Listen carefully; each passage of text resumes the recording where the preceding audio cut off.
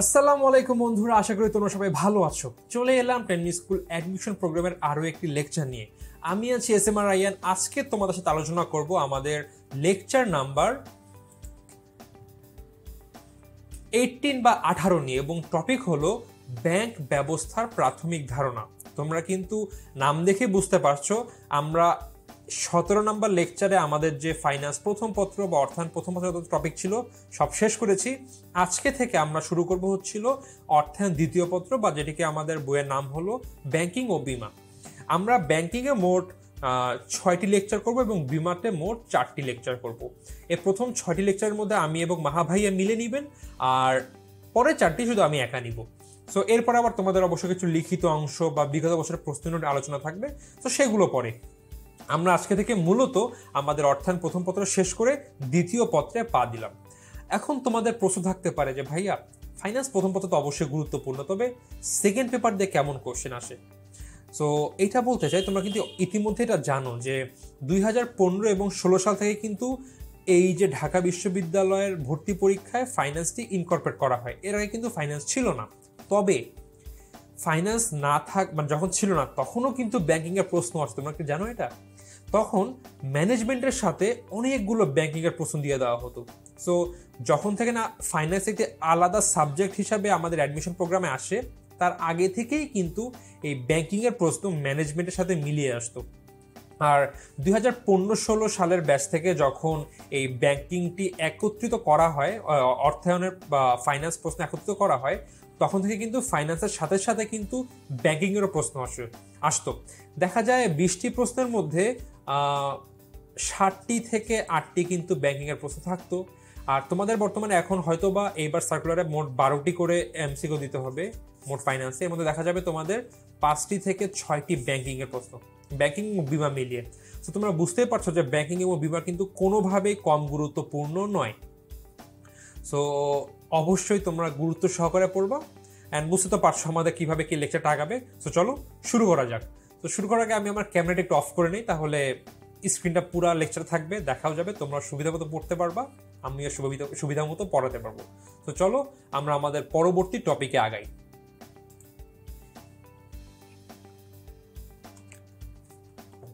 So ব্যাংকের ধারণা বা concept of bank. So bank হলো এমন এক প্রকার আর্থিক মধ্যস্থতাকারী ব্যবসায় প্রতিষ্ঠান যা আমানত হিসাবে অর্থ জমা রাখে এবং ঋণ দেয় ও বিভিন্ন প্রকার ব্যাংকিং সুবিধা প্রদান করে। সো এদের কাজ কি বলতো? আমানত হিসাবে অর্থ জমা রাখে, ঋণ প্রদান করে এবং বিভিন্ন প্রকার ব্যাংকিং সুবিধা প্রদান করে। সো আমরা কিন্তু ব্যাংকের কার্যক্রম কি সেটা এর সংজ্ঞা থেকে জেনে গেলাম। এর আগে বলা আছে, দেখো, ব্যাংক হলো এমন এক প্রকার আর্থিক মধ্যস্থতাকারী ব্যবসা প্রতিষ্ঠান। এটি খুবই গুরুত্বপূর্ণ একটি পয়েন্ট বা গুরুত্বপূর্ণ একটি কথা। অনেক জায়গায় দেখা যায় ব্যাংকিং এর সংজ্ঞায় এই কথাটি ইউজ না করলে পুরো সংজ্ঞা কেটে দেয়। সো মধ্যস্থতাকারী কেন? দেখো তো, এই যে একটি ব্যাংক, এরা কি করে? এখানে একটি ব্যক্তি থাকে, তার কাছ থেকে কি করে? অর্থ নেয় আমানত হিসাবে, এবং সেই অর্থ আরেকটি ব্যক্তির নিকট কিন্তু ঋণ হিসাবে প্রদান করে। সো কি হলো? আলটিমেটলি এই ব্যক্তির টাকাটা কিন্তু এই ব্যক্তিকে দিয়ে দিল। এখন এই ব্যক্তিকে সরাসরি দিয়েছে? নিশ্চয়ই না, দিয়েছে এই ব্যাংকের থ্রুতে। সো ব্যাংক দুটি ব্যক্তি, দুটি পক্ষ, দুটি প্রতিষ্ঠান, এদের মধ্যে থেকে কিন্তু একজনের অর্থ আলটিমেটলি আরেকজনকে দিচ্ছে। কারণ কি করে? ব্যাংক আমানত হিসেবে অর্থ সংগ্রহ করে, কার কাছ থেকে করে? যে আমানত হিসেবে অর্থ জমা রাখে। সো একটা পক্ষ বা একটা ব্যক্তি বা একটা প্রতিষ্ঠান অর্থ জমা রাখে, আর ব্যাংকে সেই অর্থ নিয়ে ফেলে রেখে দেয়? নিশ্চয়ই না। তারা সেটি কোথাও বিনিয়োগ করে বা অন্য ব্যক্তি, প্রতিষ্ঠান বা পক্ষের নিকট সেটি কিন্তু ঋণ হিসাবে প্রদান করে। সো আলটিমেটলি ব্যাংক কিন্তু এখানে একটি মধ্যস্থতাকারী প্রতিষ্ঠান হিসাবে কাজ করছে। এর জন্য ব্যাংকিং এর সংজ্ঞা এটি খুবই বেশি গুরুত্বপূর্ণ এই ওয়ার্ডটি, যে ব্যাংক হলো এমন এক প্রকার আর্থিক মধ্যস্থতাকারী ব্যবসায় প্রতিষ্ঠান। কেন ব্যবসায় প্রতিষ্ঠান? কারণ এরা কিন্তু মুনাফা অর্জনের উদ্দেশ্যে কাজগুলো করে থাকে। সো তোমাদের এখন এইচএসসি হয়নি বা এইচএসসি অলরেডি হয়ে গিয়েছে, সো যাদের এইচএসসি হয়নি তারা কিন্তু অবশ্যই এই সংজ্ঞাটি এখনো ইউজ করতে পারো, যে ব্যাংক হলো এমন এক প্রকার আর্থিক মধ্যস্থতাকারী ব্যবসায় প্রতিষ্ঠান যা আমানত হিসেবে অর্থ জমা রাখে, ঋণ দেয় এবং বিভিন্ন প্রকার ব্যাংকিং সেবা সুবিধা প্রদান করে। এখন অ্যাডমিশন পরীক্ষায় কি সংজ্ঞা লাগবে? লাগতেই পারে। তোমাদের কিন্তু লিখিত যে পার্ট আছে 2 নম্বরের জন্য চলে আসতে পারে, হোয়াট ইজ ব্যাংক বা what is write the concept of banking বা ব্যাংক তোমরা দিয়ে দিল, বা ব্যাংকের ধারণা লেখো বা ব্যাংকের ধারণা দাও। বিভিন্ন প্রকার প্রশ্ন আসতে পারে, সেক্ষেত্রে তোমরা ইজিলি সংজ্ঞা দিয়ে দিতে পারো। আর সেখানে এটি সবচেয়ে গুরুত্বপূর্ণ, আর্থিক মধ্যস্থতাকারী ব্যবসায় প্রতিষ্ঠান। এরপর ব্যাংককে আধুনিক অর্থনীতির জীবনীশক্তি বলা হয়। সো প্রশ্ন আসবে, আধুনিক অর্থনীতির জীবনীশক্তি কি? ব্যাংক। আচ্ছা, এখানে একটি কথা বলে নি, কিভাবে প্রশ্ন আসতে পারে এমসিকিউতে। ব্যাংক কেমন ধরনের প্রতিষ্ঠান? ব্যবসায় প্রতিষ্ঠান, আর্থিক প্রতিষ্ঠান, আর্থিক মধ্যস্থতাকারী প্রতিষ্ঠান বা আর্থিক প্রতিষ্ঠান দিয়ে দিল। যেখানে থাকবে আর্থিক মধ্যস্থতাকারী ব্যবসায় প্রতিষ্ঠান সেটাই তোমার রাইট। দেখো তোমাকে অপশন আমি কি বলেছি, আর্থিক প্রতিষ্ঠান, ব্যাংক অবশ্যই এক প্রকার আর্থিক প্রতিষ্ঠান, বা ব্যাংক এক প্রকার ব্যবসায় প্রতিষ্ঠান, এটিও রাইট। ব্যাংক আর্থিক মধ্যস্থতাকারী ব্যবসায় প্রতিষ্ঠান, এটিও কিন্তু রাইট। এখন তোমাকে প্রশ্ন দিয়ে বললো তোমার কোনটা সঠিক লেখো, এখন তিনোটাই তো সঠিক, তাই না? এটি মাথায় রাখবা, অ্যাডমিশন প্রোগ্রামে প্রশ্ন এমন করে সাজানো হয় না যে 3টি ভুল 1টি রাইট, এইভাবে না। এমন অনেক অপশন থাকে যেখানে সবগুলো রাইট, কিন্তু তোমাকে একদম সবচেয়ে বেশি অ্যাকুরেট কোনটা তোমাকে কিন্তু সেটাই দাগাতে হবে। তুমি বললো আল্লাহ আমি তো পড়েছি ব্যাংক এক প্রকার ব্যবসা প্রতিষ্ঠান, অবশ্যই, কারণ তারা মুনাফা অর্জনের উদ্দেশ্যে ব্যবসা পরিচালনা করে। তারা আর্থিক প্রতিষ্ঠান, এটিও সঠিক। আবার তারা আর্থিক মধ্যস্থকারী ব্যবসা প্রতিষ্ঠান, এটাও সঠিক। আমি কোনটা তাকাবো? সো তোমাকে অলওয়েজ সবচেয়ে বেশি অ্যাকুরেট যেটা সেটাই দাগাতে হবে। সো আবারও বলছি, পরীক্ষা কিন্তু প্রশ্ন থাকবে, তোমার প্রশ্নে একাধিক অপশন থাকবে, এবং এটি হতে পারে, মানে এমনও হতে পারে যে প্রত্যেকটি অপশনই রাইট, তবে সবচেয়ে বেশি অ্যাকুরেট যেটি তোমায় কিন্তু সেটি টিক চিহ্ন করতে হবে, বা বৃত্ত থাকলে সেটি পূরণ করে দিতে হবে। সো প্রশ্ন আসতে পারে ব্যাংক কেমন ধরনের প্রতিষ্ঠান? আর্থিক মধ্যস্থতাকারী ব্যবসায় প্রতিষ্ঠান। সো আমরা জানলাম ব্যাংকে আধুনিক অর্থায়নের জীবনশক্তি বলা হয়। আরেকটা হচ্ছিল যে bank is the life blood of modern economy. So আমরা ব্যাংকের ধারণা নিলাম ব্যাংকের সম্পর্কে। এইবার ব্যাংক শব্দের অর্থ ও উৎপত্তি। ব্যাংকের অর্থ কি বা এর উৎপত্তি কিভাবে? আমরা জানি ব্যাংক শব্দটি একটি ইংরেজি শব্দ, আমরা সবাই জানি ব্যাংক একটি ইংলিশ শব্দ বা ইংরেজি শব্দ, এটাকে আমরা ইংলিশে ব্যাংক লিখি। সো ব্যাংক শব্দের আবিধানিক অর্থ হলো ক্ষেতের আইল, নদী বা জলাশয়ের তীর, কুল, কিনারা, লম্বা বেঞ্চ, কোনো বস্তুর স্তূপ, ধান ভাণ্ডার ইত্যাদি। আমরা বিভিন্ন বইয়ে কিন্তু এই আবিধানিক অর্থ সম্পর্কে জেনেছি যে ব্যাংকের আবিধানিক অর্থ কি, এগুলো। সো এই শব্দের আসলে উৎপত্তিটা কিভাবে হলো এটা আমাদের জানতে হবে। সো ব্যাংক শব্দের প্রথম উৎপত্তি দেখা যায় জার্মান শব্দ, যেটি হলো ব্যাংকে, BANKE, ব্যাংকে, জার্মান শব্দ। জার্মান শব্দ থেকে শব্দটি আসে হচ্ছিল ইতালীয় শব্দ বা ব্যাংকো, BANCO, ব্যাংকো। আর ব্যাংকো থেকে আলটিমেটলি ব্যাংক আসে, BANK, যেটি হলো ইংরেজি শব্দ। এখন এটি কিন্তু আসলে শিওর হয়ে বলা যায় না আসলে এটি এর উৎপত্তি। বিভিন্ন যে অর্থনীতিবিদ বা আমাদের এই ফাইন্যান্স বা ব্যাংকিং জগতে যারা বিভিন্ন নামি দামি ব্যক্তি আছে বা শিক্ষিত বা বিভিন্ন বড় বড় ব্যক্তি আছে, তারা এটি বলেছে যে বেশিরভাগের মতামত যে প্রথমে জার্মান শব্দ থেকে এসেছে ইতালীয় শব্দ, এবং ইতালীয় শব্দ থেকে এসেছে ইংরেজি শব্দ। ব্যাংকে থেকে ব্যাংকো, ব্যাংকো থেকে ব্যাংক, বর্তমানে যেটি সারা বিশ্বব্যাপী ইউজ করা হয়, মানে ইংরেজি শব্দ হিসাবে। এখন আমি কিন্তু এটি তৈরি করার সময়, স্লাইড তৈরি করার সময় কিন্তু তোমাদের নেট ইউজ করে নিই, কারণ অনেক জায়গায় অনেক সোর্সে অনেক রকম ইনফরমেশন আছে। আমি কি করেছি, 2-3 রকমের বই ঘেটেছি যেগুলো আমরা HSC লেভেলে পড়ে থাকি। সেখানে দেখলাম একাধিক বইয়ে এই বিষয়টি কমন আছে যে ব্যাংকে ব্যাংকো বা ব্যাংক, এর জন্য আমি এটি নিয়েছি। সো তোমরা যখন পড়বে তোমরা অবশ্যই তোমাদের বইয়ে যেটি পড়েছে সেটি দেখবে, বা তোমাদের যে স্কুলের টিচার আছে তাদেরকে জিজ্ঞাসা করবে স্যার অ্যাকুরেট কোনটি। সো এটা একটু শেয়ার হওয়ার চেষ্টা করে নিবে। সো আমরা ব্যাংক শব্দের অর্থ জানলাম, এখানে অনেকগুলো অর্থ আছে, ক্ষেতের আইল, নদী জলাশয় বা নদী বা জলাশয়ের তীর, কুল, কিনারা, লম্বা বেঞ্চ, কোনো বস্তুর স্তূপ বা ধান ভাণ্ডার ইত্যাদি হলো ব্যাংকের আবিধানিক অর্থ।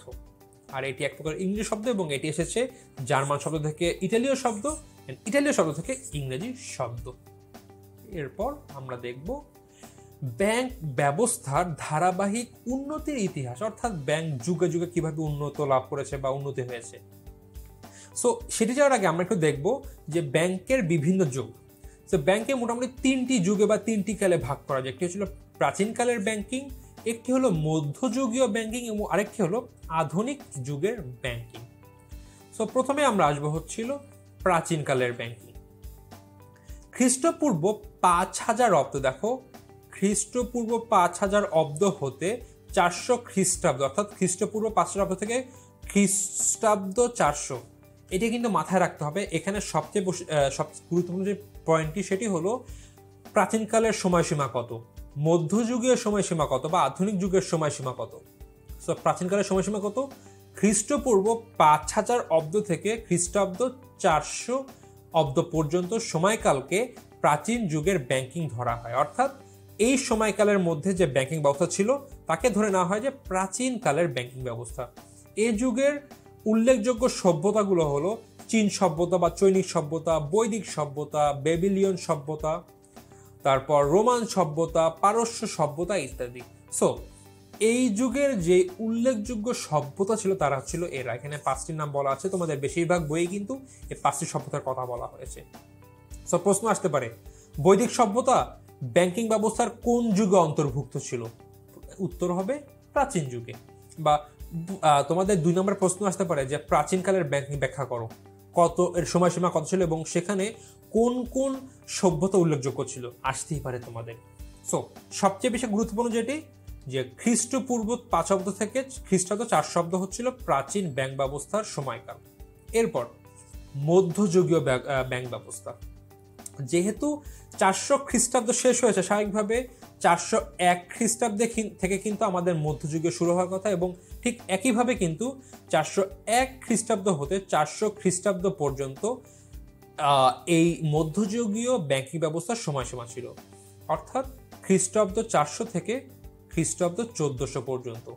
এই যুগের আধুনিক ব্যাংকের পূর্বসূরি স্বর্ণকার, মহাজন ও ব্যবসায়িক গোষ্ঠী ব্যাংক ব্যবসার প্রভূত প্রসার ঘটায়। অর্থাৎ এই যুগে যে স্বর্ণকাররা ছিল বা যে মহাজন ছিল বা ব্যবসায়িক গোষ্ঠী ছিল, এরা কিন্তু এই মধ্যযুগে ব্যাংকিং ব্যবসার অনেক প্রচার ঘটিয়ে থাকে এবং এদেরকে মেনলি বলা হয়ে থাকে এ যুগে আধুনিক ব্যাংকের পূর্বসূরি। তো প্রশ্ন আসতে পারে, আধুনিক ব্যাংকের পূর্বসূরি কারা? স্বর্ণালঙ্কার, মহাজন, বা খালি দিয়ে মনে করেন মহাজন, রোমান সভ্যতা, ব্যাবিলিয়ন সভ্যতা, মনে করো এখানে দিয়ে একটা ব্যাংকের নাম ব্যাংক অফ বার্সেলোনা বা কিছুকে দিয়ে দিল, উত্তর কিন্তু হবে মহাজন। সো আমাদের মাথায় রাখতে হবে যে আধুনিক ব্যাংকের পূর্বসূরি কারা? স্বর্ণালঙ্কার, মহাজন ও ব্যবসায়ী গোষ্ঠী। এবং এ যুগের বলতো সময়সীমা কত? 400 খ্রিস্টাব্দ থেকে 1400 খ্রিস্টাব্দ। এবং স্বাভাবিকভাবে 1401 খ্রিস্টাব্দ থেকে কিন্তু এই মধ্যযুগীয় ব্যাংকিং ব্যবস্থার পরিসমাপ্তি ঘটে আধুনিক যুগের সূচনা হয় এবং ব্যাংক ব্যবস্থার আধুনিক যুগ শুরু হয় 1401 সালে ব্যাংক অফ বার্সেলোনা প্রতিষ্ঠার মাধ্যমে। এবং এর সময়সীমা কত? 1401 থেকে বর্তমান। অর্থাৎ বর্তমানও কিন্তু আমাদের এই আধুনিক যুগের ব্যাংকিং এর সময়সীমার মাধ্যমে আমরা আছি। সো প্রশ্ন, প্রাচীন কালের ব্যাংকিং ব্যবস্থার সময়সীমা কত? খ্রিস্টপূর্ব 500 অব্দ থেকে খ্রিস্টাব্দ 400 অব্দ পর্যন্ত, খ্রিস্ট 400 অব্দ পর্যন্ত। মধ্যযুগীয় 401 খ্রিস্টাব্দ থেকে 1400 খ্রিস্টাব্দ। এবং আধুনিক যুগের ব্যাংকিং ব্যবস্থার সময়সীমা কত? 1401 থেকে বর্তমান যুগে। প্রাচীন যুগে কারা কোন সভ্যতাগুলো উল্লেখযোগ্য ছিল? চৈনিক সভ্যতা, বৈদিক, বেবিলিয়ন, রোমান, পারস্য। মধ্যযুগীয় কারা ব্যাংকিং ব্যবসার প্রসার ঘটায়? স্বর্ণালঙ্কার, মহাজন, ব্যবসায়িক গোষ্ঠী।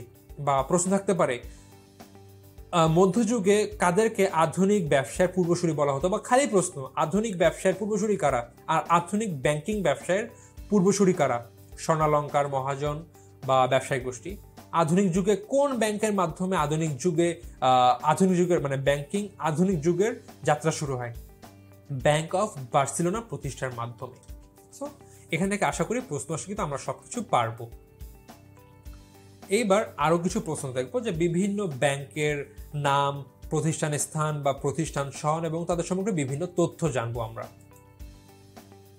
এখানে আমি চেষ্টা করেছি যে গুরুত্বপূর্ণ কিছু ব্যাংকের তথ্য নিয়ে আসার জন্য, তবে তোমরা অবশ্যই তোমাদের যে বইটি আছে তোমাদের এইচএসসির ফাইন্যান্স ফার্স্ট পেপারের সেকেন্ড পেপারের বই, সেখান থেকে অবশ্যই কিন্তু এই তথ্যগুলো আবার একটু পড়বে, কারণ এখানে বইয়ে হয়তো বা বিভিন্ন বইয়ে এক্সট্রা কিছু তথ্য থাকতে পারে যেটি হয়তো বা পরীক্ষা চলেও আসতে পারে। এখন সব তথ্য তো আসলে স্লাইডে বা ক্লাসের মধ্যে আনা সম্ভব না, তাই আমি সবচেয়ে গুরুত্বপূর্ণ তথ্যগুলো নিয়ে আসছি।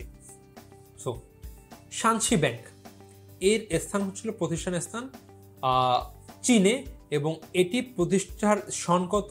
খ্রিস্টপূর্ব 600 অব্দে, অর্থাৎ খ্রিস্টপূর্ব 600 অব্দে এই শানসি ব্যাংক প্রতিষ্ঠিত হয়। এবং এর সম্পর্কে সবচেয়ে গুরুত্বপূর্ণ তথ্য হলো এটি হলো বিশ্বের সর্বপ্রথম ব্যাংক।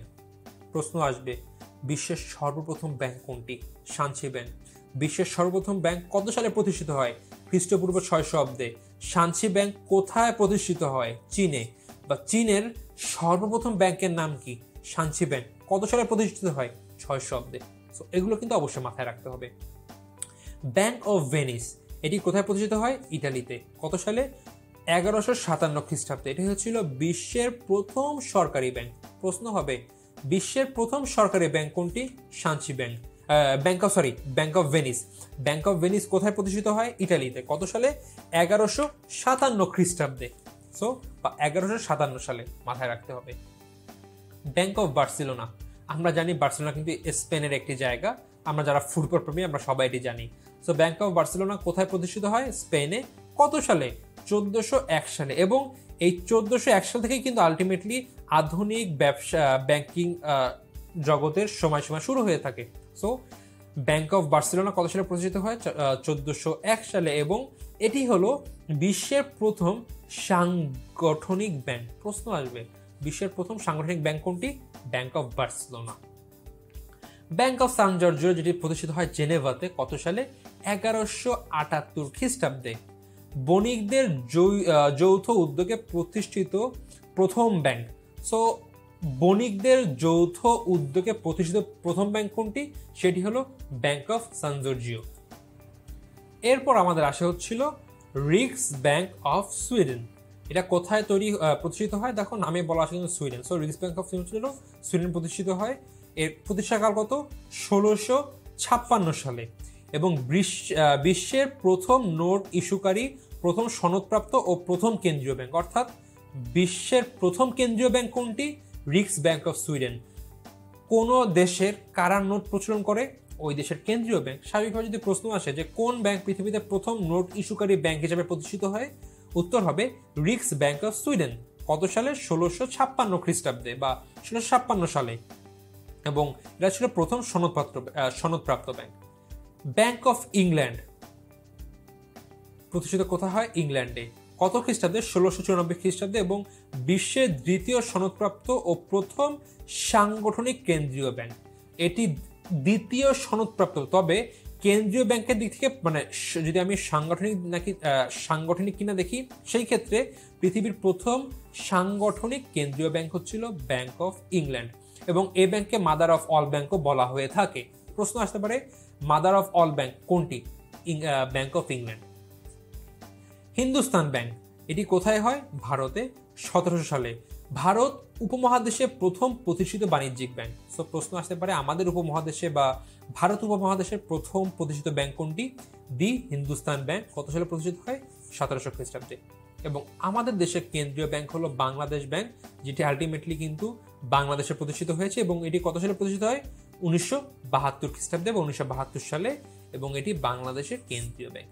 সো এটি ছিল আমাদের ব্যাংক ব্যবস্থার কিছু গুরুত্বপূর্ণ যে মানে উন্নতির ইতিহাসের মধ্যে কিছু ব্যাংকের সম্পর্কে তথ্য, এবং এখান থেকে মাঝে মধ্যেই প্রশ্ন আসে। সো এগুলো খুব ভালোভাবে আয়ত্ত করতে হবে।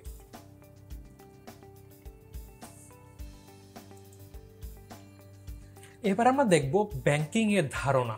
আমরা এখন জানলাম ব্যাংকের ধারণা, বাট এবার আমরা জানবো ব্যাংকিং এর ধারণা।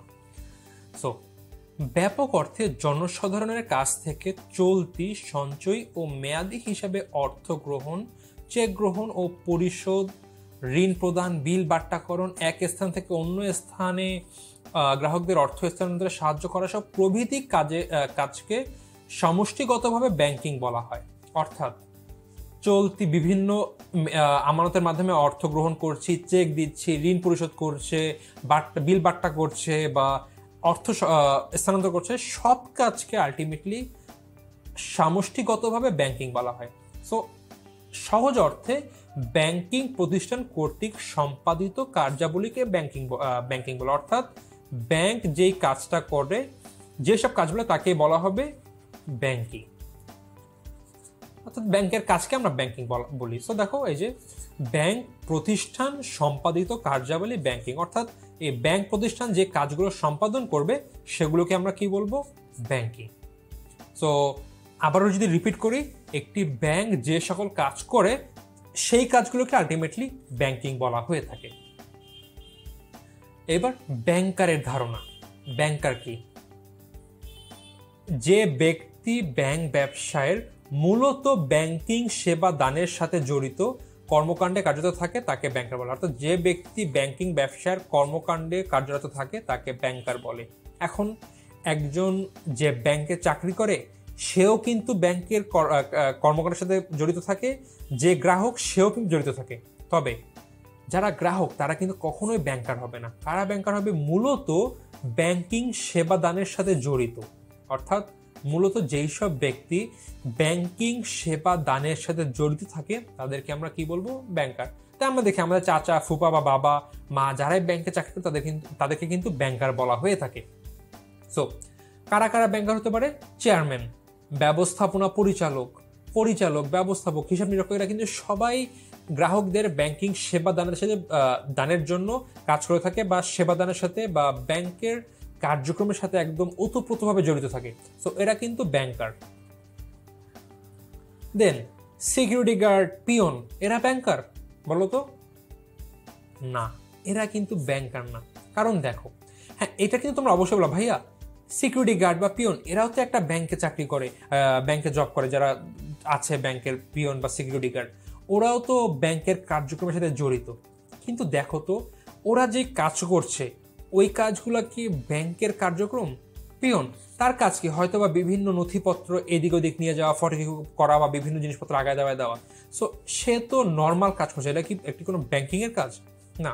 সিকিউরিটি গার্ড সে নর্মাল একটা বিল্ডিং বা একটা প্রতিষ্ঠানকে গার্ড দিচ্ছে, এর সাথে কিন্তু ব্যাংকিং কার্যক্রমের কোনো কিন্তু যোগসূত্র নেই। হ্যাঁ, তারা অবশ্যই একটি ব্যাংকের জন্য কাজ করছে, তবে এটা কিন্তু তারা ব্যাংকিং কার্যক্রমের সাথে জড়িত না।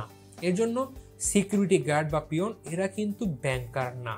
ব্যাংকার কারা? চেয়ারম্যান, ব্যবস্থাপনা পরিচালক, ব্যবস্থাপক, হিসাব নিরীক্ষক, এরা হচ্ছিল ব্যাংকার। অবশ্যই একটি ব্যাংক প্রতিষ্ঠান কখনোই একটি সিকিউরিটি গার্ড বা ওদের সিকিউরিটি গার্ডস থাকে এবং পিয়ন থাকে, এদের ছাড়া কিন্তু কখনোই চলতে পারবে না। কারণ সিকিউরিটি গার্ড না থাকলে যখন তখন ব্যাংক ডাকাতি হবে, পিয়ন না থাকলে অনেক কাজ মানে ফুড ফার্মাসিতে কাজ কখনোই সম্ভব না। সো এরা ছাড়া কখনোই একটি ব্যাংক প্রতিষ্ঠিত হওয়া সম্ভব না। তবে এরা যে কাজটা করছে এটা কিন্তু সরাসরি ব্যাংকিং কার্যক্রম না। সো আমরা এই যে লেভেলের যারা শ্রমিক বা কর্মচারী আছে এদেরকে আমরা ব্যাংকার বলবো না, তবে যারা চেয়ারম্যান, ব্যবস্থাপনা পরিচালক, ব্যবস্থাপক, হিসাব নিরীক্ষক, এদেরকে আমরা ব্যাংকার বলবো। সো ব্যাংকার কারা? আলটিমেটলি যারা মূলত ব্যাংকিং সেবাদানের সাথে জড়িত তাদেরকে আমরা বলবো ব্যাংকার। এরপর সবচেয়ে গুরুত্বপূর্ণ পার্টে চলে আসলাম এই অধ্যায়। এখান থেকে অনেক প্রশ্ন আসে। ব্যাংকিং ব্যবসায়ের ধরন বা প্রকারভেদ। আমরা আলটিমেটলি ব্যাংকের প্রকারভেদ সম্পর্কে জানবো বা কিসের উপর ভিত্তি করে ব্যাংককে ক্লাসিফাই করা যায় বা ক্লাসিফিকেশন কি। মালিকানা ভিত্তিতে, মালিকানার ভিত্তিতে শ্রেণীবিভাগ করা সম্ভব। কার্যভিত্তিক শ্রেণীবিভাগ, অর্থাৎ কার্যক্রমের উপর ভিত্তি করে শ্রেণীবিভাগ। সংগঠন কাঠামো, অর্থাৎ সংগঠন কাঠামোর ভিত্তি করে শ্রেণীবিভাগ করা যায়। গ্রাহকের সেবার ভিত্তিতে শ্রেণীবিভাগ করা যায় এবং তালিকাভুক্তির ভিত্তিতে এই ব্যাংকের শ্রেণীবিভাগ করা যায়। সো আমরা আবার আগাবো এবং একটির ভিত্তিতে কিভাবে শ্রেণীবিভাগ করা হয় সেই সম্পর্কে আমরা জানবো। প্রথমে মালিকানা ভিত্তিতে শ্রেণীবিভাগ, অর্থাৎ মালিকানার ভিত্তিতে কিভাবে ব্যাংকের শ্রেণীবিভাগ করা যায়। সো মালিকানা ভিত্তিতে যখন আমরা শ্রেণীবিভাগ করব তখন আমরা আলটিমেটলি একটি ব্যাংককে মূলত 4টি ভাগে ভাগ করব। আমি কিন্তু বলিনি 4টি ভাগে ভাগ করব, বলেছি মূলত, অর্থাৎ আরো কয়েকটি ভাগে ভাগ করা যায়, বাট এগুলো ছিল মানে মেন ক্লাসিফিকেশন।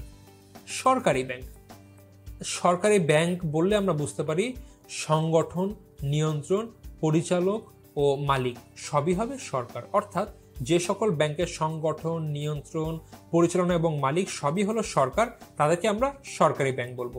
তো কিছু সরকারি ব্যাংক দেখি, সোনালী ব্যাংক, জনতা ব্যাংক, বাংলাদেশের কৃষি ব্যাংক। কারণ কি, এই যে ব্যাংকগুলো রয়েছে এদের সংগঠন করেছে সরকার, নিয়ন্ত্রণ করছে সরকার, পরিচালনা করছে সরকার এবং আলটিমেটলি এদের মালিকও সরকার। সো এগুলোকে আমরা মূলত বলবো হচ্ছিল সরকারি ব্যাংক। সো সংগঠন, নিয়ন্ত্রণ, পরিচালন এবং মালিক, চারটি যখন একটি কোনো ব্যাংকের এই চারটি বৈশিষ্ট্য যখন একটি সরকারের থাকবে তখন সেই ব্যাংকে আমরা আলটিমেটলি সরকারি ব্যাংক বলবো। বেসরকারি ব্যাংক, সো যেইগুলো সরকার করে সেগুলো যখন একটি বেসরকারি ব্যক্তি বা প্রতিষ্ঠান করবে তাকে বলা হয় বেসরকারি ব্যাংক। সো আলটিমেটলি ব্যক্তি মালিকানায় গঠিত দেখা যাবে। যেই সব ব্যাংক ব্যক্তি মালিকানায় সংগঠিত হয়ে থাকে, নিয়ন্ত্রণ হয়ে থাকে, পরিচালনা হয়ে থাকে এবং মালিকানা কোনো ব্যক্তি মালিকের নামে থাকে সেটাকে বলা হয় বেসরকারি ব্যাংক। ইসলামী bank limited, prime bank limited, এগুলো কিন্তু কোনো সরকার করে না, কোনো প্রতিষ্ঠান বা কোনো ব্যক্তি মালিকানার আন্ডারে কিন্তু থাকে। সো আলটিমেটলি এগুলো হলো বেসরকারি ব্যাংক। সো আলটিমেটলি বেসরকারি ব্যাংক কোনগুলো? যাদের সংগঠন, নিয়ন্ত্রণ, পরিচালন এবং মালিকানা ব্যক্তি পর্যায়ে বা বেসরকারি পর্যায়ে থাকে তাদেরকে বলা হবে বেসরকারি ব্যাংক। সরকারি ও বেসরকারি, এবার দেখো দুইটা কিন্তু মিশ্রণে তৈরি হয়েছে, সরকারি ও বেসরকারি যৌথ মালিকানাধীন ব্যাংক। অর্থাৎ এমন একটি ব্যাংক থাকবে যেখানে মালিকানাধীনে সরকারি পক্ষ থাকবে, বেসরকারি পক্ষ থাকবে, তবে এর বৈশিষ্ট্য হলো 51 বা তার অধিক শেয়ার সরকারের এবং 49 বা তার কম শেয়ার বেসরকারি মালিকানা। অর্থাৎ যদি কোনো ব্যাংক প্রতিষ্ঠান থাকে যেখানে 51% থাকবে সরকার এবং 49 থাকবে বেসরকার, বা 51 এর বেশিও হইতে পারে, 49 এর কম হতে পারে। তো এটি থাকবে বেসরকারি এবং এটি থাকবে সরকারি অ্যাটলিস্ট। সো এই দুই পক্ষের মালিকানাধীনে যেসব ব্যাংক গড়ে উঠবে তাদেরকে বলা হয় সরকারি ও বেসরকারি যৌথ মালিকানাধীন ব্যাংক। যেমন রূপালী ব্যাংক, যুক্তরাজ্যের ফেডারেল রিজার্ভ সিস্টেম, এগুলো হচ্ছিল সরকারি বেসরকারি মালিকানাধীন ব্যাংক। অবশ্য এখানে রূপালী ব্যাংকের যে বৈশিষ্ট্য না, এটাতে আসলে একটু কন্ট্রোভার্সি রয়েছে। সো এটিকে আসলে এখান থেকে আমি যদি সরিয়েতে তাহলে ভালো। তোমরা রূপালী যে বৈশিষ্ট্য আছে এটা তোমার না পড়লে বেটার, কারণ এটিকে আমরা এক হিসেবে সরকারি ব্যাংকও বলে থাকতে পারি। সো আলটিমেটলি আমাদের উত্তর হবে মার্কিন যুক্তরাজ্যের কেন্দ্রীয় ব্যাংক বা ফেডারেল রিজার্ভ সিস্টেম। এটি হচ্ছিল সরকারি ও বেসরকারি যৌথ মালিকানাধীন ব্যাংক। রূপালী ব্যাংক এটি ছিল, এটিকে আমরা কেটে দিব কারণ এটি অনেক জায়গায় সঠিক ধরা হয়, অনেক জায়গায় ভুল ধরা হয়, বাট অনেক জায়গাতে যেহেতু ভুল ধরা হয় আমরা এটিকে এখানে রাখবো না। আমরা জাস্ট এটার উদাহরণ হিসেবে রাখবো মার্কিন যুক্তরাজ্যের কেন্দ্রীয় ব্যাংক ফেডারেল রিজার্ভ সিস্টেম হচ্ছিল একটি সরকারি ও বেসরকারি যৌথ মালিকানাধীন ব্যাংকের বৈশিষ্ট্য। স্বায়ত্তশাসিত ব্যাংক, সরকারি বিশেষ আইনে গঠিত ও স্বনিয়ন্ত্রণ, অর্থাৎ সরকারি আইনে গঠিত হবে তবে এরা স্বনিয়ন্ত্রিত, অর্থাৎ নিজেদের নিয়ন্ত্রণ নিজেরাই করবে, সরকারের নিয়ন্ত্রণে চলবে না। অর্থাৎ গঠন করবে সরকার তবে নিয়ন্ত্রণ করবে নিজেরা। যেমন কৃষি ব্যাংক, শিল্প ব্যাংক। আরও যদি আমি ভালো দেন সেটা হচ্ছিল বাংলাদেশ ব্যাংক। বাংলাদেশ ব্যাংক হলো বাংলাদেশের কেন্দ্রীয় ব্যাংক এবং এটি হলো এক প্রকার স্বায়ত্তশাসিত ব্যাংক, কারণ এই ব্যাংক সরকারের আইনে গঠিত হয়েছে তবে এরা কিন্তু নিজেরা স্বনিয়ন্ত্রিত হয়ে থাকে, অর্থাৎ সরকারের হস্তক্ষেপ এখানে থাকে না।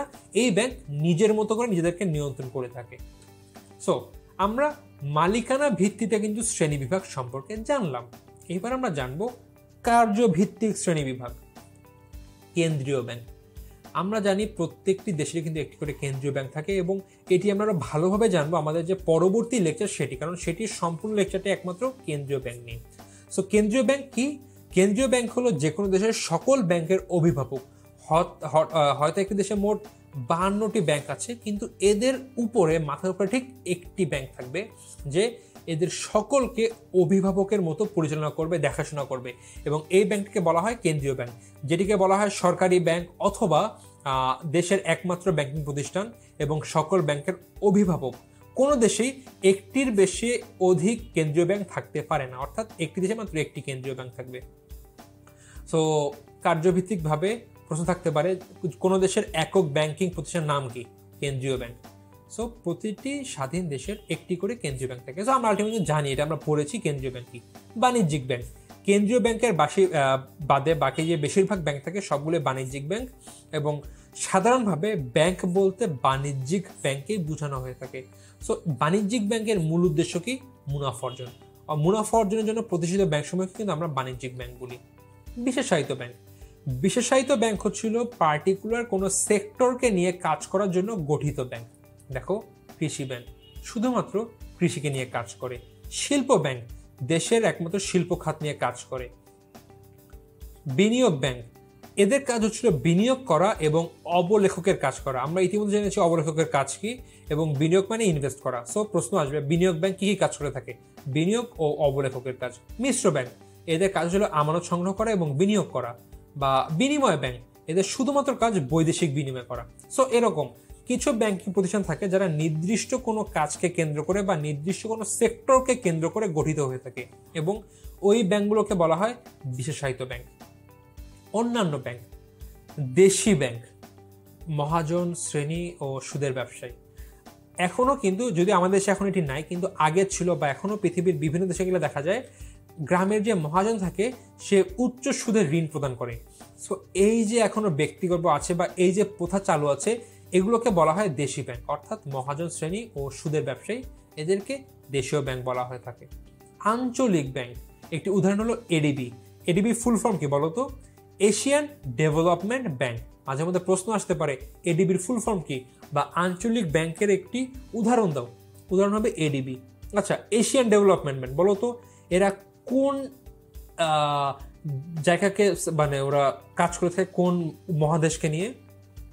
এশিয়াকে নিয়ে। সো এশিয়া কিন্তু একটি অঞ্চল, এবং শুধুমাত্র এই অঞ্চলকে কেন্দ্র করে কিন্তু এডিবি বা এশিয়ান ডেভেলপমেন্ট ব্যাংক গড়ে উঠেছে। সো এটি এক প্রকার আঞ্চলিক ব্যাংক। তো আঞ্চলিক ব্যাংকগুলো কোনগুলো? যেগুলো নির্দিষ্ট কোনো অঞ্চলকে সেবা প্রদানের উদ্দেশ্যে গঠিত হয়ে থাকে। গোষ্ঠী ব্যাংক, নির্দিষ্ট কোনো গোষ্ঠীকে উন্নয়নের লক্ষ্যে যে ব্যাংক প্রতিষ্ঠিত হয়ে থাকে বা সেবা প্রদানের লক্ষ্যে যে ব্যাংক প্রতিষ্ঠিত হয়ে থাকে তাকে বলা হয় গোষ্ঠী ব্যাংক। যেরকম আইডিবি, ইসলামিক ডেভেলপমেন্ট ব্যাংক, শুধুমাত্র ইসলামী যে দেশগুলো আছে এদেরকে সেবা প্রদানের উদ্দেশ্যে কিন্তু আইডিবি গঠিত হয়ে থাকে। আন্তর্জাতিক ব্যাংক বা ওয়ার্ল্ড ব্যাংক, যেটি সারা বিশ্বকে নিয়ে কাজ করে থাকে, আমরা জানি ওয়ার্ল্ড ব্যাংক কি। সো এগুলো ছিল কার্যভিত্তিক শ্রেণী বিভাগ। এরপরে আমরা দেখব সংগঠন কাঠামো ভিত্তিক শ্রেণীবিভাগ, যেটি খুব গুরুত্বপূর্ণ। এখান থেকে মাঝে মধ্যেই প্রশ্ন আসে এমসিকিউ। সো একক ব্যাংকিং কি? একক ব্যাংকের বসে দেখি একটি মাত্র অফিস এবং যুক্তরাষ্ট্রীয় ব্যাংকিং ব্যবস্থা। সো একক ব্যাংকিং এমন এক প্রকার ব্যাংকিং ব্যবস্থা যেখানে মাত্র একটি মাত্র অফিস থাকবে, অর্থাৎ এই ব্যাংকের মাত্র একটি অফিস থাকবে এবং এই অফিস দিয়ে ওরা ওদের সকল কার্যক্রম পরিচালনা করে থাকবে। ধরে নেই ঢাকার ধানমন্ডিতে নতুন একটি ব্যাংক আসলে, ধরে নেই হচ্ছিল XYZ ব্যাংক, এদের একটি মাত্র শাখা ধানমন্ডিতে। সো একটি মাত্র অফিস নিয়ে কিন্তু এরা কার্যক্রম করছে একটি নির্দিষ্ট এরিয়াতে। সো এদেরকে বলা হবে একক ব্যাংক। একক ব্যাংক কি এবং শাখা ব্যাংক এর নিয়ে আমরা একটু বিস্তারিত আলোচনা করবো। এখানে জাস্ট আমরা কোনো মতে ধারণা দিয়ে যাই। জাস্ট মাথায় রাখতে হবে সাংগঠনিক কাঠামোর ভিত্তিতে ব্যাংকে একক ব্যাংকিং এ ভাগ করা যায়। শাখা ব্যাংকিং একাধিক শাখা থাকবে। এই যে XYZ এর মাত্র একটি অফিস, একক ব্যাংকিং। বাট এখানে XY মনে করো এই ব্যাংকের 4-5টি অফিস বা অনেকগুলো অফিস আছে। সো এই যে একাধিক শাখা অফিসের মাধ্যমে যে পরিচালনা হয়ে থাকে একে বলা হবে শাখা ব্যাংকিং। শাখা ব্যাংকিং সম্পর্কে আমরা একটু বিস্তারিত আলোচনা করব। চেইন ব্যাংকিং, এখন মূলত চেইন ব্যাংকিং এবং গ্রুপ ব্যাংকিং একটু ভালো মতন বোঝো। চেইন ব্যাংকিং কি বলা হয়েছে? একই শ্রেণীর একাধিক ব্যাংক একত্রিত হয়ে ব্যাংকিং কার্যক্রম পরিচালনা করে।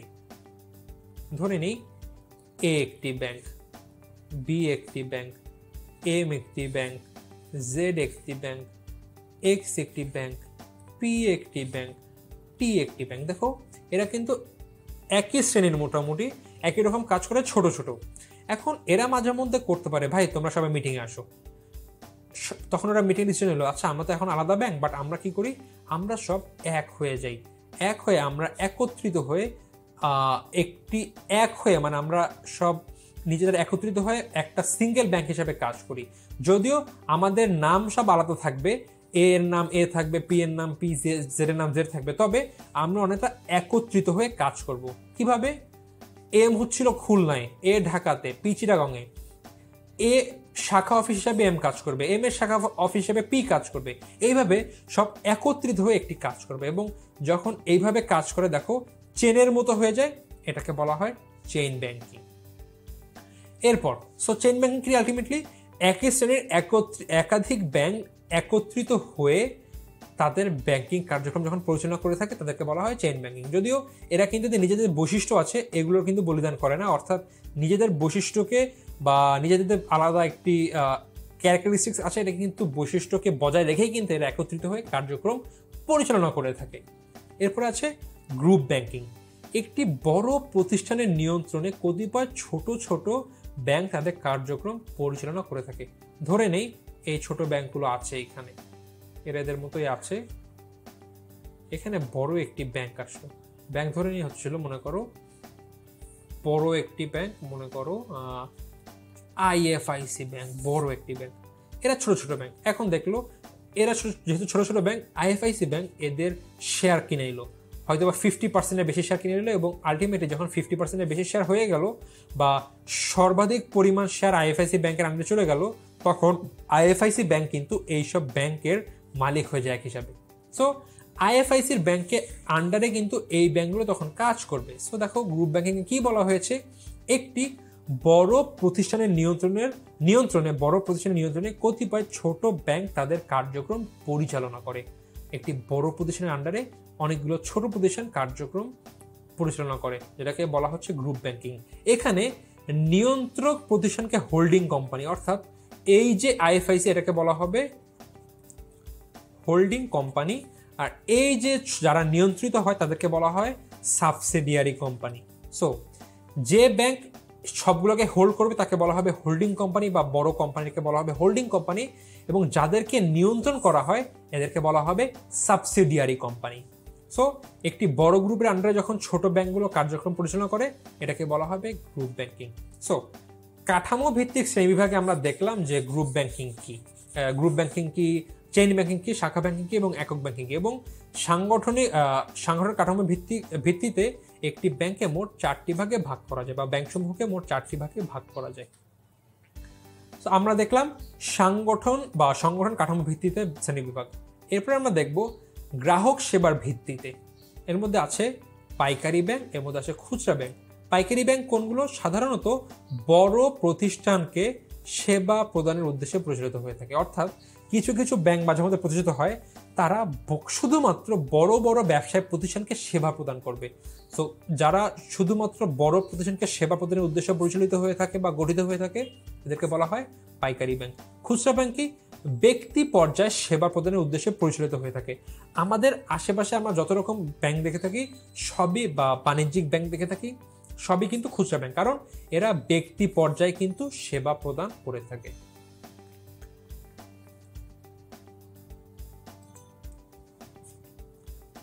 এরপর আমরা দেখব তালিকাভুক্তির ভিত্তিতে শ্রেণী বিভাগ।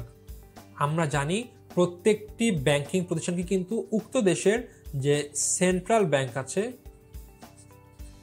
তাদের আন্ডারে তালিকাভুক্ত হতে হয়। তালিকাভুক্ত তারা এক্সট্রা কিছু সুবিধা পেয়ে থাকে। সো যারা কেন্দ্রীয় ব্যাংকের আন্ডারে তালিকাভুক্ত হয় তাদেরকে বলা হয় তালিকাভুক্ত ব্যাংক। যেমন বাংলাদেশের ব্র্যাক ব্যাংক আছে, ডাচ বাংলা ব্যাংক লিমিটেড আছে, এটা সব তালিকাভুক্ত ব্যাংক বা শিডিউল ব্যাংক। আর অতালিকাভুক্ত কি? যারা ওই কেন্দ্রীয় ব্যাংকের আন্ডারে তালিকাভুক্ত হয় না তাদেরকে বলা হয় অতালিকাভুক্ত ব্যাংক। অনেক ব্যাংক আছে যারা আসলে তালিকাভুক্ত হয় না, যেরকম বাংলাদেশে কোঅপারেটিভ ব্যাংক লিমিটেড বা কর্মসংস্থান ব্যাংক বা গ্রামীণ ব্যাংক, এরা অতালিকাভুক্ত ব্যাংক, কারণ এরা বাংলাদেশের যে কেন্দ্রীয় ব্যাংক আছে বাংলাদেশ ব্যাংক তাদের আন্ডারে কিন্তু তালিকাভুক্ত হয়নি, তারা তালিকাভুক্ত না হয়ে কার্যক্রম পরিচালনা করে, এজন্যই তাদেরকে বলা হয় অতালিকাভুক্ত ব্যাংক। সো এই ছিল মোটামুটি ব্যাংকিং ব্যবসায়ের ধরন বা প্রকারভেদ, বা আমরা এইসবের ভিত্তিতে কিন্তু একটি ব্যাংক সমূহকে এই মূলত 5টি বৈশিষ্ট্যের ভিত্তিতে বিভিন্নভাবে আমরা শ্রেণীবিভাগ করতে পারি। সো আশা করি এখান থেকে প্রশ্ন আসলে তোমরা ইজিলি উত্তর করতে পারবে। এবার আমরা দেখব ব্যাংকের উদ্দেশ্য বলি, একটি ব্যাংক কি কি উদ্দেশ্য পরিচালিত হয়ে থাকে। যদিও এখান থেকে খুবই কম প্রশ্ন হয়ে থাকে বা সাধারণত প্রশ্ন মাঝে মধ্যে আসেই না, তবুও জেনে রাখতে অসুবিধা কি। সো ব্যাংকের উদ্দেশ্যাবলীকে মোটামুটি দুটি ভাগে ভাগ করা যায়, একটি ছিল প্রাতিষ্ঠানিক উদ্দেশ্যাবলী, একটি হলো সামাজিক উদ্দেশ্যাবলী। প্রশ্ন হয়ে থাকে, দেখো এগুলো কিন্তু সব প্রাতিষ্ঠানিক উদ্দেশ্য, এগুলো ছিল সামাজিক উদ্দেশ্য। নোট ও মুদ্রা প্রচলন ব্যাংকের কোন ধরনের উদ্দেশ্য? প্রাতিষ্ঠানিক, সামাজিক, রাষ্ট্রীয় বা অন্য একটা দিয়ে দিল, তখন তোমাদের উত্তর করতে হবে। দেখো প্রাতিষ্ঠানিক উদ্দেশ্য কি কি? মুনাফা অর্জন, অবশ্যই বাণিজ্যিক ব্যাংক বা বেশিরভাগ বাণিজ্যিক ব্যাংকগুলো কিন্তু মুনাফা অর্জনের উদ্দেশ্যে পরিচালিত হয়ে থাকে। তারা মুনাফা অর্জনের পাশাপাশি বিভিন্নভাবে চেক, পে অর্ডার বা প্রত্যয়পত্রের মাধ্যমে কিন্তু সেবা প্রদান করে থাকে। নোট ও মুদ্রা প্রচলন, কেন্দ্রীয় ব্যাংক কিন্তু নোট এবং মুদ্রা প্রচলন করে থাকে, বা বাণিজ্যিক ব্যাংকগুলো নোট না করতে পারলেও চেকের মাধ্যমে কিন্তু তারা আলটিমেটলি মুদ্রার প্রচলন করে থাকে। মুদ্রা বাজার নিয়ন্ত্রণ কেন্দ্রীয় ব্যাংক করে থাকে। মুদ্রার উপযোগ সৃষ্টি বিভিন্ন বাণিজ্যিক ব্যাংকের উদ্দেশ্যের মাধ্যমে কিন্তু কেন্দ্রীয় ব্যাংক করে থাকে। সো এগুলো হলো কোনো ব্যাংকের প্রাতিষ্ঠানিক উদ্দেশ্যাবলী। সামাজিক উদ্দেশ্যাবলী, আমানত গ্রহণ, সমাজের বিভিন্ন ব্যক্তির কাছ থেকে আমানত গ্রহণ করে, তাদেরকে ঋণ প্রদান করে, তাদের অর্থের নিরাপত্তা দেয়, তাদের অর্থকে একত্রিত করে সমাজে মূলধন গঠন করে, সেটি বিনিয়োগ করে বিভিন্ন প্রতিষ্ঠানে, পরে বিভিন্ন প্রতিষ্ঠানে বিনিয়োগের মাধ্যমে যখন প্রতিষ্ঠান খোলে সেখানে কর্মসংস্থান হয়, বা ব্যাংক নিজের বিভিন্ন শাখা প্রদানের মাধ্যমে কিন্তু কর্মসংস্থানের সৃষ্টি করে। বিভিন্ন ব্যক্তি বা প্রতিষ্ঠানের উপদেষ্টা বা পরামর্শদাতা হিসাবে কাজ করে। বিভিন্ন ব্যক্তি বা প্রতিষ্ঠানের বিভিন্ন বিনিয়োগের ওছি বা প্রতিনিধিত্বের কাজ করে বা প্রতিনিধি হিসাবে কাজ করে। জীবনযাত্রার মান উন্নয়ন করে, বিভিন্ন ব্যাংকিং সেবা সুবিধার মাধ্যমে মানুষের জীবনযাত্রার মান উন্নয়ন করে। কারণ একসময় যেরকম আমাদের ক্যাশ টাকা নিয়ে ঘুরতে হতো, বাট এখন কিন্তু আমরা ইজিলি ক্রেডিট কার্ড বা ডেবিট কার্ড বা চেক নিয়ে ঘুরে কিন্তু আমরা অর্থ কাছে ক্যারি করতে পারি। সো খুব সেফলি কিন্তু আমরা অর্থ ক্যারি করছি, আমাদের জীবনযাত্রা কিন্তু মান উন্নয়ন হয়েছে। পরে বিভিন্ন বিনিয়োগ বা বিভিন্ন প্রকল্পে অর্থ ঋণ প্রদানের মাধ্যমে কিন্তু দেশের উন্নয়ন সাধন করে থাকে। সো এগুলো মূলত ছিল একটি ব্যাংকের সামাজিক উদ্দেশ্যাবলী। প্রশ্ন হয়ে থাকে, মূলধন গঠন একটি ব্যাংকের কেমন ধরনের উদ্দেশ্যাবলী? উত্তর হবে সামাজিক উদ্দেশ্যাবলী। সেবাদান বা মুনাফা অর্জন একটি ব্যাংকের কেমন উদ্দেশ্যাবলী? প্রাতিষ্ঠানিক উদ্দেশ্যাবলী। সো এটা একটু আওতা করতে হবে, তোমাদের আওতায় আনতে হবে। এবার আমরা চলে আসলাম একক ব্যাংকিং। আমরা কিন্তু একটু আগে পড়েছিলাম যে একক ব্যাংকিং এবং শাখা ব্যাংকিং এর সম্পর্কে আমরা জেনেছি। এবার আমরা জানবো যে ব্যাংক ব্যবস্থায় একটি মাত্র অফিসের মাধ্যমে ব্যাংকিং কার্যক্রম পরিচালনা করা হয়ে থাকে তাকে একক ব্যাংকিং বলে। মূল বৈশিষ্ট্য কি? একটি মাত্র অফিসের মাধ্যমে, অর্থাৎ এই একক ব্যাংকিং প্রতিষ্ঠায় মাত্র একটি ব্যাংক অফিস থাকবে, অর্থাৎ একটি অফিসকে কেন্দ্র করে এই ব্যাংকটি পরিচালনা করে থাকবে। তো কি একক ব্যাংকিং এ একটি মাত্র অফিস, আমরা মাত্রই সঙ্গে এর বৈশিষ্ট্য করে নিয়েছি, মাত্র একটি অফিস থাকবে। একক আছে হবে একক স্থানীয়, একক এইটি কেটে ঠিক করে দেই, একক স্থানীয় ব্যাংকিংও বলা হয়। কারণ এই যে ব্যাংকিং প্রতিষ্ঠান তারা কিন্তু একটি যেহেতু অফিস, তারা কিন্তু ওই নির্দিষ্ট এরিয়া বা জায়গা বাদে কিন্তু অন্য কোথাও আর সেবা প্রদান করতে পারে না, তাই একে একক স্থানীয় ব্যাংকিংও বলা হয়ে থাকে। এবং যেহেতু একটি ওদের ব্যাংক বা শাখা অফিস, তাই এদেরকে একক স্থানীয় ব্যাংকিংও বলা হয়। এই ব্যাংকিং পদ্ধতিকে যুক্তরাষ্ট্রীয় বা ইউএসএর ব্যাংকিং পদ্ধতি নামে ব্যবহৃত করা হয়, কারণ দেখা যায় ইউএসএতে প্রচুর পরিমাণে এরকম একক ব্যাংক রয়েছে। আরও কিছু বৈশিষ্ট্য দেখি। কেন্দ্রীভূত পরিচালনা, যেহেতু একটি নির্দিষ্ট এরিয়াকে বা একটি মাত্র অফিস দ্বারা পরিচালিত হয়ে থাকে, তাই এদের পরিচালনা কিন্তু অনেকটা কেন্দ্রীভূত হয়ে থাকে। শাখা অফিসের অস্তিত্বহীনতা, দেখো এর অফিস কিন্তু একটি, স্বাভাবিকভাবে কিন্তু এর শাখা অফিসের অস্তিত্ব থাকবে না, কারণ এদের অফিসই মাত্র একটি, শাখা অফিস কই থেকে থাকবে? সো শাখা অফিসের অস্তিত্বহীনতা মানে অস্তিত্ব থাকে না। সীমিত কার্য এলাকা, একটি ব্যাংক একটি নির্দিষ্ট এরিয়া কিন্তু প্রতিষ্ঠিত, সো স্বাভাবিকভাবে তারা কিন্তু অন্য কোনো এরিয়াতে সেবা প্রদান করতে পারবে না, কারণ তাদের একটি মাত্র অফিস একটি সিঙ্গেল এরিয়াতে আছে। সীমাবদ্ধ কার্যক্রম, যেহেতু একটি মাত্র নির্দিষ্ট এরিয়াতে এরা থেকে সেবা প্রদান করে, তাই এদের কিন্তু কার্যক্রমও খুব সীমাবদ্ধ। সিদ্ধান্ত গ্রহণের কেন্দ্রীয়তা, একটি অফিস যখন একাধিক অফিস থাকে তখন কিন্তু বিভিন্ন সিদ্ধান্ত নিতে হলে সব অফিসের একত্রে সিদ্ধান্ত নিতে হয়। তবে যেহেতু অফিস বা শাখা মাত্র একটি, তাই এদের কিন্তু অন্য কারোর সাথে কোনো রকম কোনো নেগোসিয়েশন করতে হয় না বা কোনো মিটিং করতে হয় না, নিজেরা যে ডিসিশন নেয় সেটি কিন্তু হয়ে থাকে। তাই সিদ্ধান্ত গ্রহণে কেন্দ্রীয়কতা। ক্ষুদ্রায়তন প্রতিষ্ঠান, যেহেতু একটি মাত্র আমাদের অফিস, স্বাভাবিকভাবে এদের কার্যক্রম কিন্তু খুব ক্ষুদ্রায়তন হয়ে থাকে এবং স্বাভাবিকভাবেই এদের প্রতিষ্ঠান কিন্তু খুবই ক্ষুদ্রায়তনের হয়ে থাকে। সো এটি ছিল মূলত একক ব্যাংকিং এর ধারণা। এর মূল বৈশিষ্ট্য, একটি মাত্র অফিসের মাধ্যমে এরা এদের কার্যক্রম পরিচালনা করে থাকবে। এরপর শাখা ব্যাংকিং। দেখো, আমরা একক ব্যাংকিং জেনেছি মাত্র একটি অফিস আছে, তাই না? শাখা ব্যাংকিংয়ে কি হবে? স্বাভাবিকভাবে এর একাধিক শাখা থাকবে। সো সংজ্ঞায় কি? যে ব্যাংকিং ব্যবস্থায় একাধিক শাখা অফিসের মাধ্যমে ব্যাংকিং কার্যক্রম পরিচালনা করা হয়ে থাকে তাকে শাখা অফিস বলা হয়ে থাকে। যে একটি অফিস থাকবে, বড় একটি অফিস, যেটাকে বলা হবে কেন্দ্রীয় অফিস। এর আন্ডারে অনেকগুলো শাখা অফিস থাকবে। হয়তোবা এটি মতিঝিলে এর মেন অফিস, এটি ধানমন্ডি, এটি মোহাম্মদপুর, এটি ছিল মিরপুর, আরও একটি অফিস ছিল গুলশানে, আরও একটি আছে বনানীতে। সো একটি কেন্দ্রীয় অফিস থাকে এবং তার অধীনে এক বা একাধিক শাখা অফিস থাকে। একটি কেন্দ্রীয় অফিস অলওয়েজ থাকবে, এর আন্ডারে বিভিন্ন শাখা অফিস থাকবে। একটিও থাকতে পারে, একাধিকও থাকতে পারে। যেরকম বাংলাদেশ যদি সোনালী ব্যাংকের কথা বলি, তাদের প্রায় 1000-এর বেশি শাখা অফিস আছে সারা বাংলাদেশে। সো এদের একটিও থাকতে পারে, একাধিক শাখা অফিস থাকতে পারে। একে ব্রিটিশ ব্যাংকিং পদ্ধতি বলা হয়ে থাকে, কারণ এই যে ব্যাংকিং ব্যবস্থা এটি মূলত লন্ডনকে কেন্দ্র করে গড়ে ওঠে বা ওই দেশে প্রথম এর প্রচলন ঘটে। সো শাখা ব্যাংকিংয়ের মূল বৈশিষ্ট্য কি? এর একাধিক শাখা অফিস থাকবে। সো যদি আমরা আসি, দেখতে পারবো শাখা অফিসের অস্তিত্ব থাকবে বৈশিষ্ট্যে, কারণ এর শাখা আছে। সো শাখা অফিসের অস্তিত্ব থাকবে।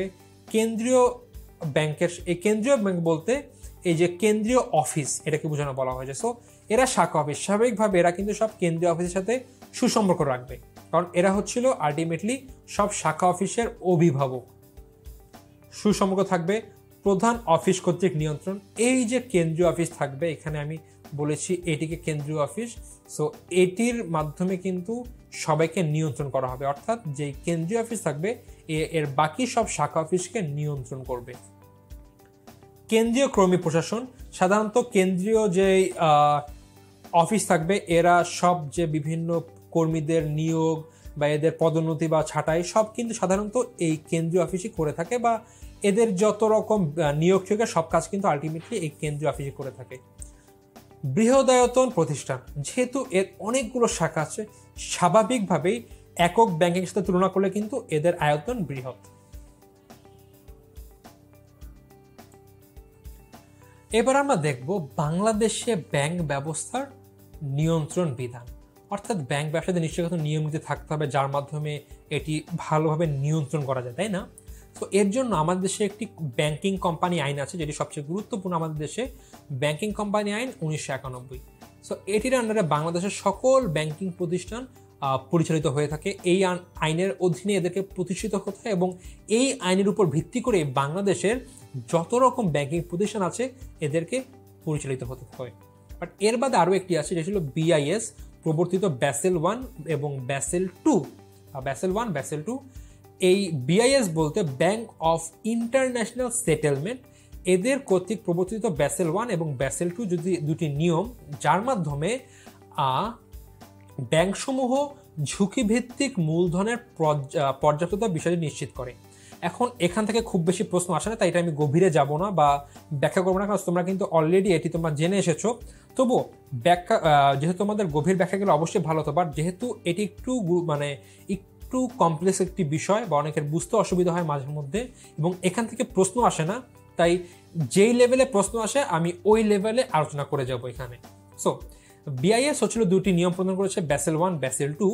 এটি হচ্ছিল মূলত একটি বিধিবিধান যা তালিকাভুক্ত ব্যাংকসমূহের ঝুঁকিভিত্তিক মূলধন পর্যাপ্ততার বিষয়টি নিশ্চিত করে। দেখো, ব্যাংক কি করে? একটি পক্ষের কাছ থেকে অর্থ নিয়ে সেই অর্থ অন্য একটি পক্ষকে ঋণ প্রদান করে।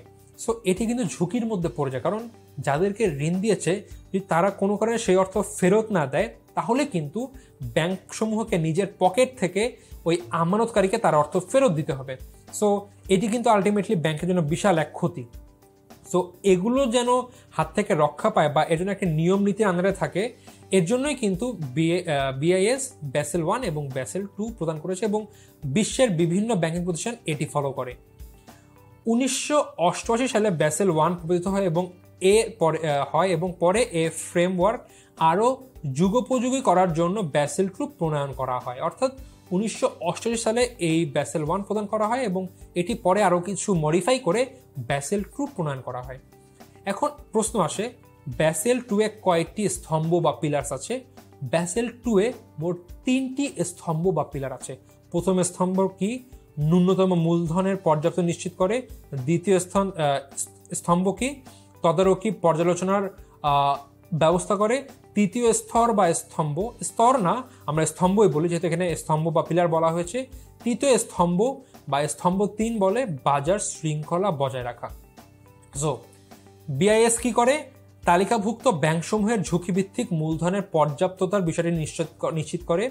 এটি প্রথম কবে প্রতিষ্ঠিত হয় বা প্রবর্তিত হয়? 1988 সালে, এবং প্রথমে যেটি প্রবর্তিত হয় সেটি হলো ব্যাসেল 1 এবং সেটি পরে আরও যুগোপযোগী করে বা মডিফাই করে ব্যাসেল 2 প্রণয়ন করা হয়। সো ব্যাসেল 2 এ মোট 3টি স্তম্ভ রয়েছে বা 3টি পিলার্স রয়েছে। প্রথম স্তম্ভ যেটি কথা বলে ন্যূনতম মূলধন পর্যাপ্ত নিশ্চিত করে। দ্বিতীয় স্তম্ভ তদারকি পর্যালোচনার ব্যবস্থা করে এবং তৃতীয় স্তম্ভ বাজার শৃঙ্খলা বজায় রাখে। আবার আরও একটি তথ্য আছে, এটি হলো স্তম্ভ 1 এ মোট 3টি টায়ার আছে। Tyre 1, tyre 2, tyre 3।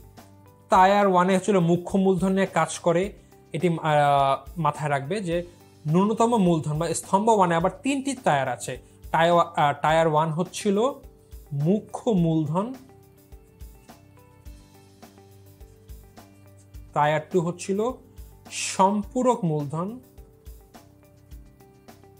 এবং টায়ার 3 হচ্ছিল অতিরিক্ত সম্পূরক মূলধন।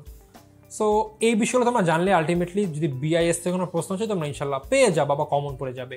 সো বাংলাদেশ ব্যাংকিং অবস্থা নিয়ন্ত্রণের ক্ষেত্রে বাংলাদেশ যে কোম্পানি আইন আছে, ব্যাংকিং কোম্পানি আইন 1991, তোমরা কিন্তু কোম্পানি আইন কিন্তু 1994 ভুলে কিন্তু সেটি দিও না। ব্যাংকিং কোম্পানি আইন 1991 এটি ফলো করে, সবচেয়ে গুরুত্বপূর্ণ, এবং এর সাথে বিআইএস প্রবর্তিত ব্যাসেল 1 এবং ব্যাসেল 2ও কিন্তু তারা ফলো করে। এরপরে আছে গার্নিশি অর্ডার। গার্নিশি অর্ডার কি? গ্রাহকের কোনো হিসাব বন্ধ করা বা লেনদেন স্থগিত করার জন্য আদালত কর্তৃক ব্যাংকের উপর কোনো আদেশ প্রদত্ত হলে তাকে গার্নিশি আদেশ বলা হয়। দেখো, গ্রাহকের কোনো হিসাব বন্ধ করার জন্য বা লেনদেন স্থগিত করার জন্য আদালত কর্তৃক ব্যাংকের উপর কোনো আদেশ প্রদত্ত হলে তাকে গার্নিশি অর্ডার বলবে। অর্থাৎ আদালত মাঝে মধ্যে বিভিন্ন ব্যাংকে বলতে পারে উক্ত ব্যক্তির হিসাব বন্ধ করে দাও বা তার লেনদেন স্থগিত করে দাও। যদি আদালত কর্তৃক ব্যাংকের উপর এই নির্দেশ প্রদান হয় তাকে আমরা বলবো গার্নিশি অর্ডার। এখন গার্নিশি অর্ডারকে মোট দুটি ভাগে ভাগ করা যায় বা দুই ধরনের। একটি হলো সীমাবদ্ধ আদেশ এবং আরেকটি হলো সীমাহীন আদেশ। এখন গার্নিশি অর্ডার দেওয়ার ক্ষেত্রে কি হবে? অবশ্যই কেন্দ্রীয় ব্যাংক কিন্তু যেই বাণিজ্যিক ব্যাংকে কোনো যে গ্রাহকের উপর আলটিমেটলি গার্নিশি অর্ডার জারি হবে সেই তথ্য নাই। এখন ধরে নেওয়া যাক সেই গ্রাহকের অ্যাকাউন্টে মোট 50 কোটি টাকা আছে। এখন যদি কেন্দ্রীয় ব্যাংক বলে, বাণিজ্যিক ব্যাংকগুলোকে ধরে নেই, কেন্দ্রীয় ব্যাংক হচ্ছিল বাংলাদেশ ব্যাংক বিবি, আর এই যে বাণিজ্যিক ব্যাংক সেটা ধরে নেওয়া হচ্ছিল ডিবিবিএল।